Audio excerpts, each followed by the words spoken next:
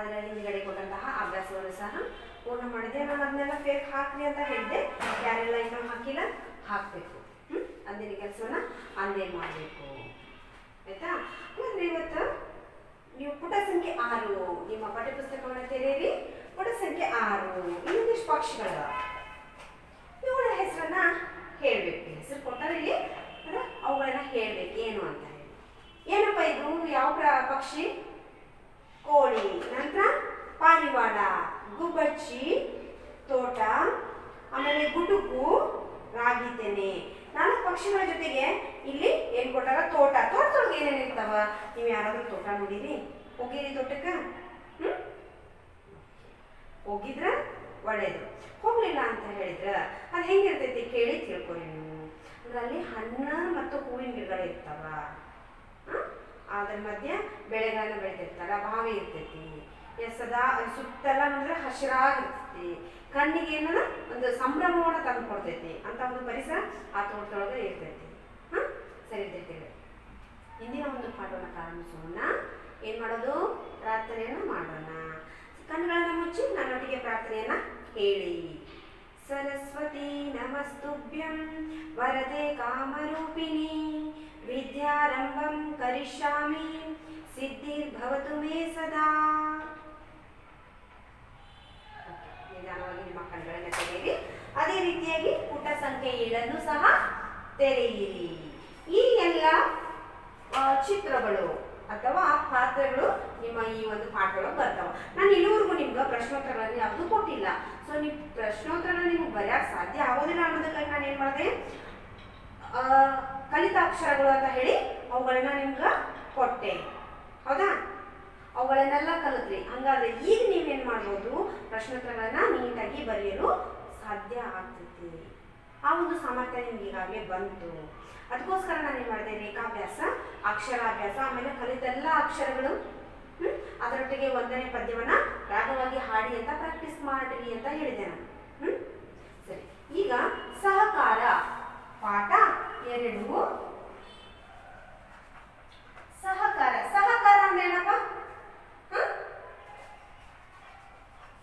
Coordination ಅಂತ ಹೇಳ್ತೀವಲ್ಲ, ಒಬ್ರಿಗೊಬ್ರು ಸಹಕಾರಿ ಆಗೋದು ಸಹಕಾರ. ಇದು ಗದ್ಯ ಪಾಠ. ಪಾಠ ಐತಿ, ಚಿಕ್ಕದಾಗಿ ಪಾಠ ಐತಿ, ಅದನ್ನ ನೀವು ಓದ್ಬೇಕು. ಈ ಓದೋದ್ರಿಂದ ಏನಾಗ್ತೈತಿ? ಓದುವಂತ ಸಾಮರ್ಥ್ಯದಿಂದ ಹೆಚ್ಚಾಗಿ ಬರ್ತೈತಿ. ನೀವು ಓದಿಲ್ಲ ಇಲ್ಲಿವರೆಗೂ ಅಕ್ಷರಗಳನ್ನ ಕಲ್ಕೊಂಡು ಬಂದ್ರಿ ಅಂತ ಹೇಳಿದ್ರೆ ಈಗ ಒತ್ತಕ್ಷರಗಳಿರ್ತಾವ. ಅವುಗಳನ್ನ ಕೂಡಿಸ್ಕೊಂಡು ಓದಬೇಕು. ಒಂದೊಂದೇ ಅಕ್ಷರಗಳನ್ನ ಕೂಡಿಸ್ಕೊಂಡು ಓದೋ ರೂಢಿ ಮಾಡ್ಕೋಬೇಕು. ಅದಕ್ಕಾಗಿ ಗದ್ಯ ಪಾಠ ಇದೆ. ಆ ಪಾಠವನ್ನು ಓದ್ತಾ ಹೋಗ್ತೀವಿ ವಿದ್ಯಾರ್ಥಿಗಳೇ. ನೀವು ಆ ಗೆರೆಯ ಮೇಲೆ ನಿಮ್ಮ ಬೆರಳನ್ನ ಇಡ್ತಾ ಬನ್ನಿ. ಒಂದು ಊರು. ಆ ಊರಿನ ಹೆಸರು ಮಲ್ಲಿಗೆಹಳ್ಳಿ. ಊರಿನ ಹೆಸರೇನು? ಮಲ್ಲಿಗೆಹಳ್ಳಿ. ಆ ಹಳ್ಳಿಯಲ್ಲಿ ಒಂದು ತೋಟವಿತ್ತು. ಆ ತೋಟದಲ್ಲಿ ಒಂದು ಕೋಳಿ ಮರಿ ತನ್ನ ಮರಿಗಳ ಜೊತೆಯಲ್ಲಿ ವಾಸವಾಗಿತ್ತು. ತೋಟದಲ್ಲಿ ಕೋಳಿ ಎಲ್ಲಿತ್ತು? ತೋಟದಲ್ಲಿ. ಯಾರ ಜೊತೆಗೆ? ತನ್ನ ಮರಿಗಳ ಜೊತೆಗೆ ವಾಸವಾಗಿತ್ತು. ಅದೇ ತೋಟದಲ್ಲಿ ಗುಬ್ಬಚ್ಚಿ ಮತ್ತು ಪಾರಿವಾಳಗಳು ಸಹ ಇದ್ವು. ಹಾಗಾದ್ರೆ ತೋಟದೊಳಗ ಇದ್ದಂತ ಮತ್ತೆರಡು ಪಕ್ಷಿಗಳು ಯಾವ್ಯಾವು? ಗುಬ್ಬಚ್ಚಿ ಮತ್ತು ಪಾರಿವಾಳ. ಒಂದು ದಿನ ಕೋಳಿಗೆ ರಾಗಿಯ ಕಾಳುಗಳು ಸಿಕ್ಕವು. ಕೋಳಿಗೆ ಏನ್ ಸಿಕ್ಕವು? ರಾಗಿ ಕಾಳುಗಳು. ರಾಗಿಯನ್ನು ಹೊಲದಲ್ಲಿ ಬಿತ್ತಿದರೆ ತುಂಬಾ ರಾಗಿ ಸಿಗುತ್ತದೆ ಎಂದು ಕೋಳಿ ಎಣಿಸಿತು. ಹೌದಾ? ಕೋಳಿ ರಾಗಿಗಳನ್ನು ಬಿತ್ತಲು ಗುಬ್ಬಚ್ಚಿಯ ಸಹಾಯ ಕೇಳಿತು. ಗುಬ್ಬಚ್ಚಿ ನನ್ನಿಂದ ಆಗದು ಎಂದಿತು. ಕೋಳಿ ಪಾರಿವಾಳದ ಸಹಾಯವನ್ನು ಕೇಳಿತು. ಅದು ನನ್ನಿಂದ ಆಗದು ಎಂದಿತು. ಕೋಳಿ ತನ್ನ ಮರಿಗಳನ್ನು ಕೂಡಿಕೊಂಡು ರಾಗಿ ಬಿತ್ತಿತು. ನಾವು ಒಬ್ಬರು ಬಿತ್ತಕ್ಕಾಗೋದಿಲ್ಲ ಅಂತ ಹೇಳಿ ಕೋಳಿ ಏನ್ ಮಾಡ್ತ? ಮೊದಲು ಹೋಗಿ ಪಾರಿವಾಳಕ್ಕೆ ಕೇಳ್ತ, ನನಗೆ ಸಹಾಯ ಮಾಡು, ಇವುಗಳನ್ನ ಬಿತ್ತೋಣ ನಾವು ಅಂತ ಹೇಳಿ. ರಾಗಿ ಸಿಕ್ಕ ತಕ್ಷಣ ತಿನ್ಲಿಲ್ಲ ಅದು.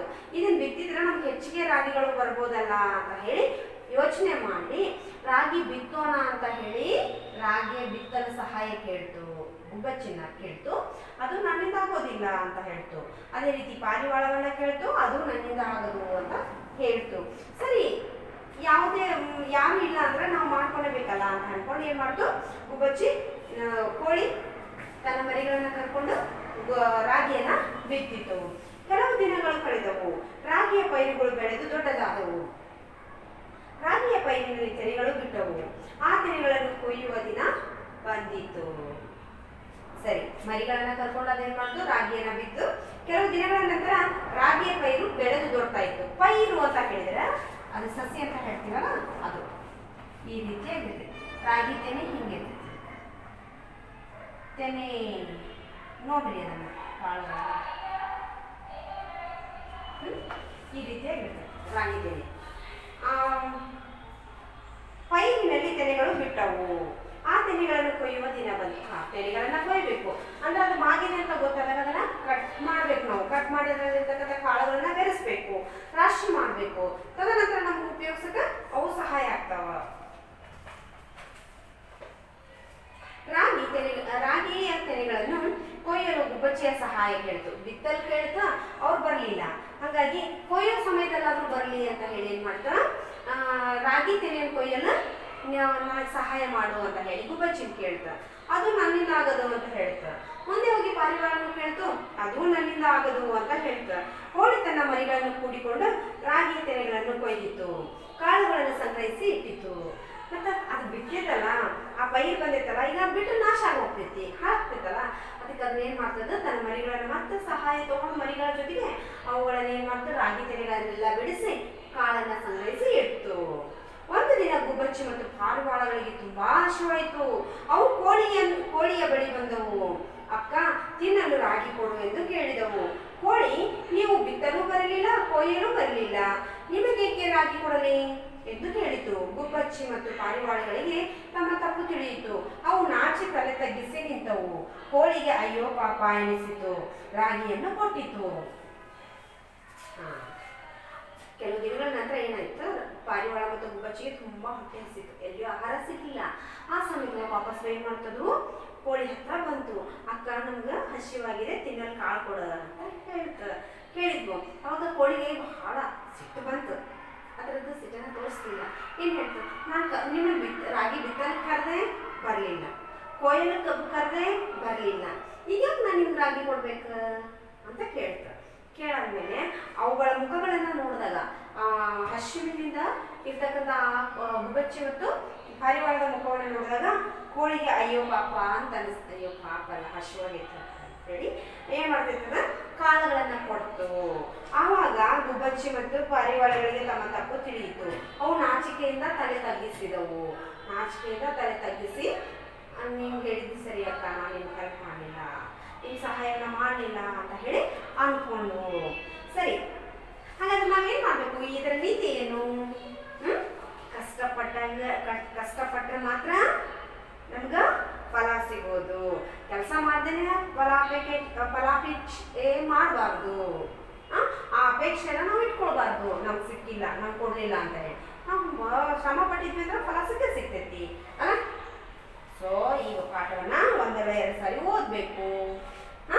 ಪಾಠದ ಹೆಸರನ್ನ ಹಾಕ್ಬೇಕು. ಇಲ್ಲಿ ನಾನು ಪದಗಳ ಅರ್ಥಗಳನ್ನ ಕೊಡ್ತೀನಿ, ಆ ಅರ್ಥಗಳನ್ನ ಬರಿಬೇಕು. ಪದಗಳ ಅರ್ಥ ಬರೀ ಅಂತ ಬೇಡ, ಅಷ್ಟೇ. ಗುಬ್ಬಚ್ಚಿ, ಗುಬ್ಬಿ ಅಂತ ನಾವು ಹೇಳ್ತೀವಲ್ಲ, ಅದು ಚಿಕ್ಕದಾದ ಒಂದು ಪಕ್ಷಿ, ಸಣ್ಣ ಪಕ್ಷಿ. ಅದು ಸಂಗ್ರಹಿಸು,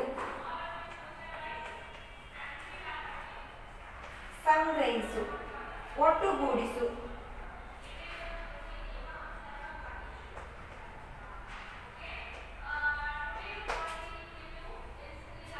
ಬಿತ್ತು ಅಂತ ಹೇಳಿದ್ರೆ ಬೀಜ ಹಾಕೋದು. ಬೀಜ ಹಾಕು. ಪೈರು, ಧಾನ್ಯದ ಬೆಳೆ. ಬೆಳೆಗೆ ಏನಂತಾರ, ಧಾನ್ಯದ ಬೆಳೆ, ಬೆಳೆಗೆ ಪೈರು ಅಂತ ಹೇಳ್ತಾರ.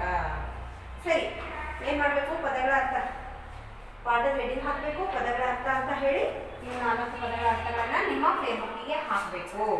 ಆಯ್ತಾ? ಹಾಕ್ತೀರಿ.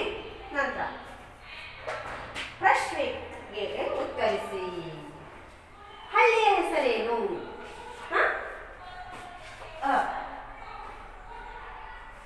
ವಾಕ್ಯದಲ್ಲಿ ಮಕ್ಕಳಿಗೆ ಪ್ರಶ್ನೆ ಕೇಳಿ ಉತ್ತರ ಹೇಳಿಸಿ ಅಂತ ಐತಿ. ಒಂದೇದು ಹಳ್ಳಿಯ ಹೆಸರೇನು? ಉತ್ತರ ಹಳ್ಳಿಯ ಹೆಸರು ಮಲ್ಲಿಗೆ ಹಳ್ಳಿ.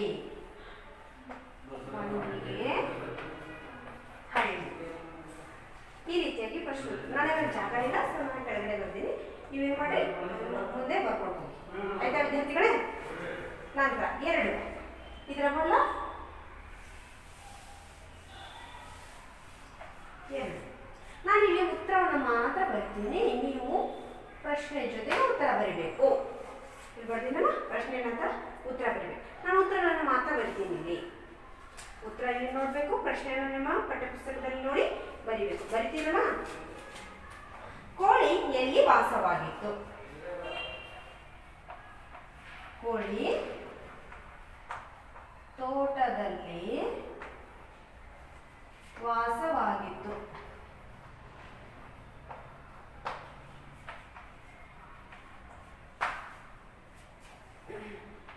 ಉತ್ತರ 3. ಪ್ರಶ್ನೆ ಬರೆದ ನಂತರನೇ ಉತ್ತರ ಬರಿಬೇಕು. ನಾನು ಉತ್ತರಗಳನ್ನು ಕಳಿಸ್ತೀನಿ ಅಂತ ಹೇಳಿ ಹಾಗೆ ಉತ್ತರಗಳನ್ನು ಬರೆಯುವ ಹಾಗಿಲ್ಲ. ಕೋಳಿ ಏನನ್ನು ಬಿತ್ತಲು ಗುಬ್ಬಚ್ಚಿಯ ಸಹಾಯ ಕೇಳಿತು? ಕೋಳಿ ರಾಗಿಯನ್ನು ಬಿತ್ತಲು ಗುಬ್ಬಚ್ಚಿ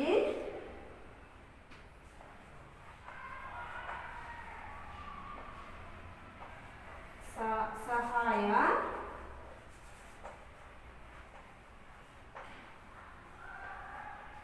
ಕೇಳಿತು. ಉತ್ತರ 4. ರಾಗಿಯ ಪೈರಿನಲ್ಲಿ ಏನು ಬಿಟ್ಟವು?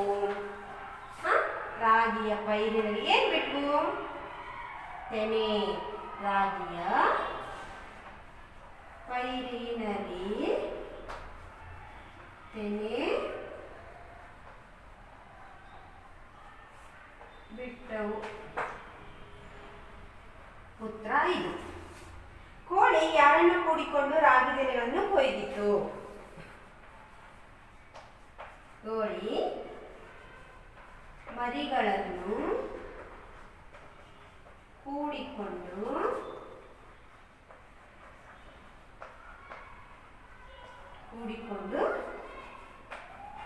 ರಾಗಿ ತೆನೆ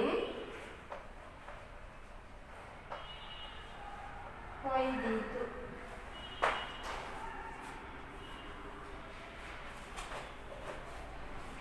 ಗುಬ್ಬಚ್ಚಿ ಮತ್ತು ಪಾರಿವಾಳಗಳಿಗೆ ಏನು ತಿಳಿಯಿತು? ಏನು ತಿಳಿತ ಉತ್ತರ?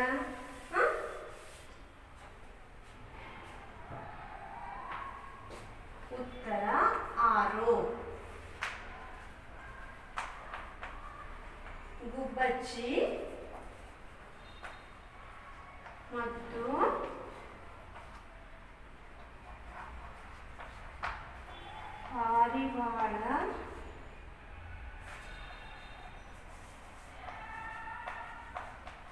ಪಾರಿವಾಳಗಳಿಗೆ ತಮ್ಮ ತಪ್ಪಿನ ಅರಿವಾಯಿತು. ತಮ್ಮ ತಪ್ಪಿನ ಅರಿವಾಯಿತು. ಕೋಳಿಗೆ ಏನು ಅನಿಸಿತು? ಏನು ಅನಿಸ್ತು ಕೋಳಿಗೆ? ಅವು ತಮ್ಮ ತಪ್ಪನ್ನ ಅರಿವಾಯ್ತು. ಅವಾಗ ಅದು ಕೋಳಿಗೆ ಏನು ಅನಿಸ್ತು? ಅಯ್ಯೋ ಪಾಪ ಅಂತ ಅನಿಸ್ತು. ಉತ್ತರ 7. ಕೋಳಿಗೆ ಅಯ್ಯೋ ಪಾಪ ಎನಿಸಿತು. ಕೊಟ್ಟಿರುವ ವಾಕ್ಯಗಳಲ್ಲಿ ಬಿಟ್ಟಿರುವ ಪದಗಳನ್ನು ಬರೆಯಿರಿ. ಸರಿ, ನಾನು ಈ ಉತ್ತರಗಳನ್ನು ಮಾತ್ರ ಬರಿತೀನಿ ವಿದ್ಯಾರ್ಥಿಗಳೇ. ನಿಮ್ಮ ಟೆಕ್ಸ್ಟ್ ಬುಕ್ ಅಲ್ಲಿ ಏನು ಮಾಡಬೇಕು? ಕೊಟ್ಟಂತ ಉತ್ತರವನ್ನು ಬರೀಬೇಕು. ತದನಂತರ ನಿಮ್ಮ ಫೇಸ್ಬುಕ್ಕಿಗೆ ಹಾಕಬೇಕು. ನನಗೆ ಫೇಸ್ಬುಕ್ ರೆಡಿ ಇರಬೇಕು. ನೀವು ಯಾವಾಗ ಇವತ್ತು ಬಿಟ್ರಿ ನಾಳೆ ಬರ್ತೀನಿ ನಾಳೆ ಬರ್ತೀನಿ ಅಂದ್ಕೊಂಡು ಹಾಗೆ ಬಿಡೋ ಹಾಗಿಲ್ಲ. ಅಂದಿನ ಕೆಲಸನ ಅಂದೇ ಮಾಡಬೇಕು. ಸರಿ, ಮಾಡ್ತೀರಲ್ಲ? ಬಿಟ್ಟ ಸ್ಥಳ ಆ, ಬಿಟ್ಟ ಸ್ಥಳ. ನಾನು ಉತ್ತರಗಳನ್ನು ಮಾತ್ರ ಬರೀತೀನಿ. ರಾಗಿ, ಕೋಳಿ ರಾಗಿಯನ್ನು ಬಿತ್ತಲು ಗುಬ್ಬಚ್ಚಿಯ ಸಹಾಯ. 2.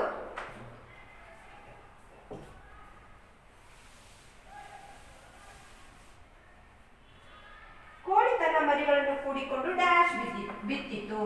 ರಾಗಿ ಬಿತ್ತಿತು. ಒಂದು ದಿನ ಗುಬ್ಬಚ್ಚಿ ಮತ್ತು ಪಾರಿವಾಳಗಳಿಗೆ ತುಂಬಾ ಡ್ಯಾಶ್ ಹಸಿವಾಯಿತು.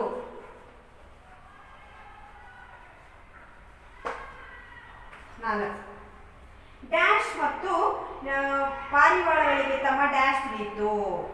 ಗುಬ್ಬಚ್ಚಿ ಮತ್ತು ಪಾರಿವಾಳಗಳಿಗೆ ತಮ್ಮ ತಪ್ಪಿನ ಅರಿವಾಯಿತು ಅಥವಾ ತಮ್ಮ ತಪ್ಪಿನ ಅರಿವಾಯಿತು.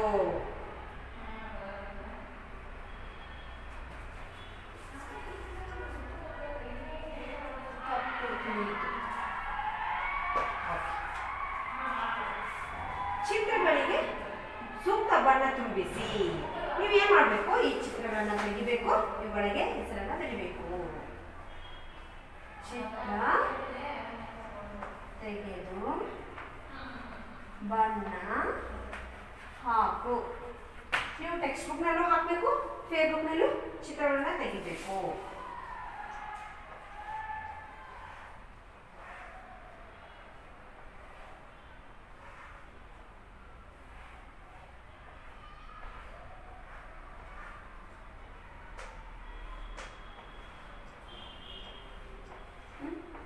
ಯಾವ ಚಿತ್ರ ಇದು? ಚಿತ್ರವನ್ನು ತೆಗಿಬೇಕು, ಹೆಸರನ್ನ ಬರಿಬೇಕು. ಕಮಲ.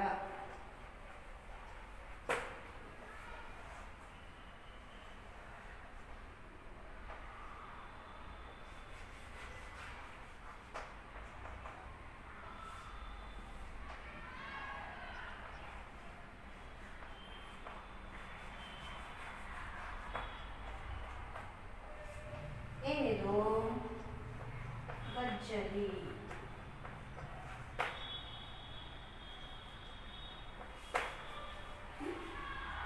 ಇಂಗ್ಲಿಷ್ ಒಳಗೆ ಏನಂತಾರೆ? ಕ್ಯಾರೆಟ್. ಹೌದಾ? ಗಜ್ಜರಿ. ಸರಿ, ಬರ್ದೈತಾ?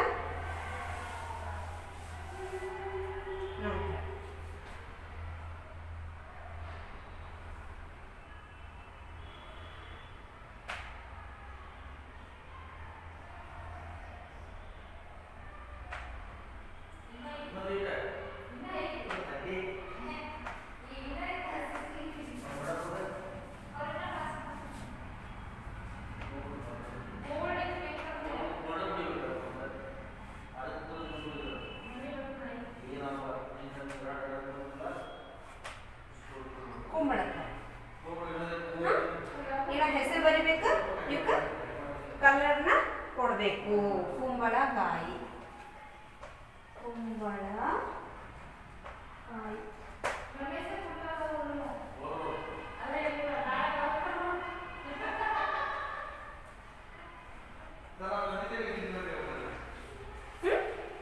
ಕುಂಬಳಕಾಯಿ, ಬಾಳೆಹಣ್ಣು ಮತ್ತೆ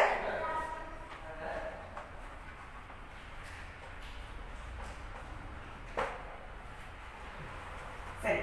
ಇನ್ನೆಲ್ಲ ಏನ್ ಮಾಡಬೇಕು? ಇದು ನಿಮ್ಮ ಮನೆ ಕೆಲಸನೂ ಸಹ. ಈ ಕೊಟ್ಟಂತಹ ಎಲ್ಲ ಕ್ಲಾಸ್ ವರ್ಕ್ ಅನ್ನ ನೀಟಾಗಿ ಫೇರಿಗೆ ಹಾಕಬೇಕು. ಇದೇ ಇಂದಿನ ಮನೆ ಕೆಲಸ. ಹೋಮ್ವರ್ಕ್ ಕೊಟ್ಟಿಲ್ಲ ಅನ್ನೋಂಗಿಲ್ಲ. ಪಾಠವನ್ನ ಓದಬೇಕು. ತದನಂತರ ನಾನೆಲ್ಲ ಪ್ರಶ್ನೋತ್ತರಗಳನ್ನ 7 ಪ್ರಶ್ನೋತ್ತರಗಳು, 4 ಬಿಟ್ಟ ಸ್ಥಳಗಳು ಹಾಗೂ 4 ಚಿತ್ರಗಳನ್ನ ಕೊಟ್ಟಿದ್ದೀನಿ. ಚಿತ್ರ ತೆಗಿಬೇಕು, ಚಿತ್ರ ಹೆಸರನ್ನ ಬರೆದಿನಿ, ಅವುಗಳಿಗೆ ಸರಿಯಾದ ಒಂದು ಬಣ್ಣವನ್ನ ಹಾಕಬೇಕು. ಆಯ್ತಾ? ಮುಂದಿನ ತರಗತಿಯಲ್ಲಿ ಮತ್ತೆ ಸಿಗೋಣ. ಅಲ್ಲಿವರೆಗೂ ಶುಭ ದಿನ.